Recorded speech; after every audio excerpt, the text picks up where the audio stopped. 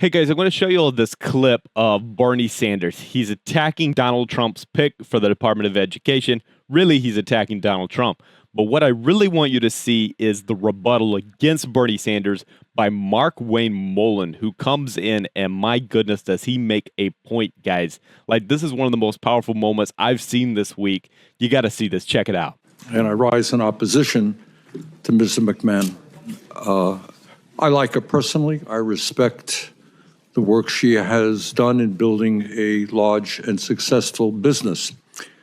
But I think the main point that has to be made in this particular moment in history is it really doesn't matter who the Secretary of Education is, the Secretary of Labor is, because those people will not be calling the shots.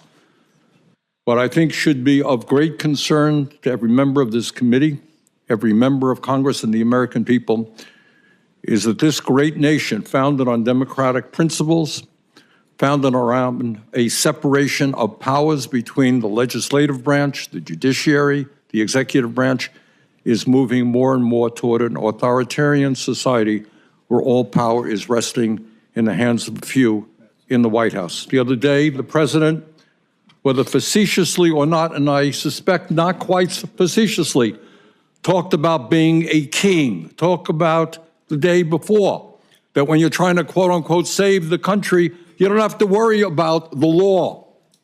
Well, that is not what this country is about. That's not what the founding fathers, in their brilliance. You know, the older I get, the more I respect the work that these guys did back in the 1770s. They were nobody's fools. And they understood you don't give one branch all the power. They fought the King of England, which now takes us back to the Department of Education.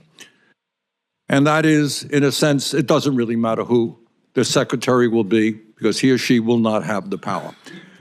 I think that everybody in this committee understands that we are living in a time of massive income and wealth inequality, and the Department of Education provides vital resources for 26 million kids who live in high poverty school districts. These are the kids who most need our help. Is it the responsibility of the federal government to see that every kid in America, whether you're poor, middle class, or rich, gets a quality education? In my view, it is. It really is. And that is what a lot of what the Department of Education does. Is it a perfect entity? No. Is it bureaucratic? Yes. Can we reform it? Yes. Should we abolish it? No. The Department of Education provides funding that millions of public school students with disabilities desperately need. And without federal funding, where would these kids be? It supports nearly 10 million children enrolled in rural schools. It provides Pell Grants to 7 million low-income kids to help pay for the cost of college. It enforces our federal civil rights laws to ensure all students can get a decent education no matter what the color of their skin may be, no matter what their religion is, no matter what their gender is. So, Mr.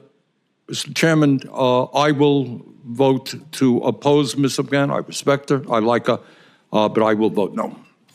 I want to point out that it's interesting to hear you talk about, you know, the United States and the manner that it is and the way that we perform, when sometimes you actually openly present yourself as a socialist and what that means for this country. It's also interesting to hear you guys try to defend the Department of Education.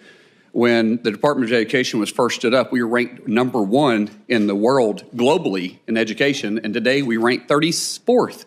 Wow. And you think it's working? I don't even know how you defend that. I don't know how you can possibly, with a straight face, say that that's working. What we're doing is a definition of insanity, which means we're repeating the same thing, expecting different results. God forbid that President Trump comes in and actually wants to make changes. My kids all go to the public school system. My mother was a special ed teacher. My sister's special ed teachers. My grandmother, my aunt, and my brother-in-law all in the school system. All teachers or principals. I get it. Understand it. Talk to them and ask them how well it's working. It's not. If we really say we're for the kids, then let's try something drastic. Let's actually make a change, because we're doing nothing but going backwards. And our test scores haven't improved since 1979. They've just continued to fall. So With that being said, I'm all for change, and I'm a definite yes. With that, sir, I yield back. Mr. Chair. Before we dive into this heated exchange, make sure, guys, to hit that like button to help spread the truth. Really helps the channel grow, and it gets this message out to more people. All right, let's break down what we just saw there. Bernie Sanders opposes Lyndon McMahon for Education Secretary, but not necessarily because of her qualifications. Notice he almost never mentioned her, but because he argues it doesn't matter who's in the role, he claims power is shifting toward an authoritarian presidency that undermines the role of Congress. Now, Sanders defends the Department of Education with the DOE, insisting that it provides critical funding for public schools, special education programs, rural schools, college students. Mullin fires back at the end, and wow, wasn't that a powerful statement, calling out Sanders' own socialist stance and questioning how anyone can defend an education system that's been literally failing for decades. And then he makes this point, guys, which I thought was maybe the most powerful moment in the video. When the Department of Education was created, America ranked #1 globally in education. Think about that for a second.